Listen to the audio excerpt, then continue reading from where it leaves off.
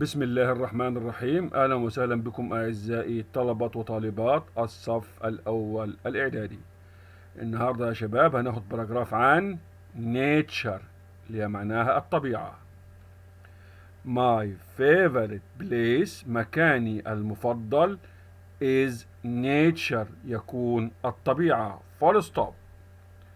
I love sitting فأنا أحب الجلوس in the green grass على العشب الأخضر أو على الحشائش الخضراء and listen to the sound of the bird والاستماع إلى صوت العصافير أو الطيور singing تغني full stop.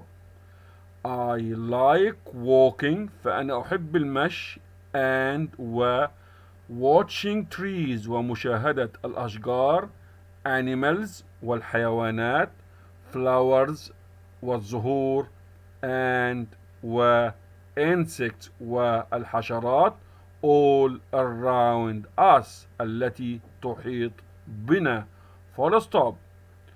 I like walking كما أنني أحب المشي near the river بالقرب من النهر or the sea أو بالقرب من البحر full stop. I can smell حيث أستطيع أن أشم the fresh air الهواء النقي and enjoy أستمتع ب the beautiful scenery المناظر الجميلة of the nature للطبيعة full stop. I don't like being فأنا لا أحب أن أكون أو أظل in the house في المنزل full stop. I like being لكني أحب أن أكون in the gardens في الحدائق and looking at the sky وأنظر إلى السماء full stop.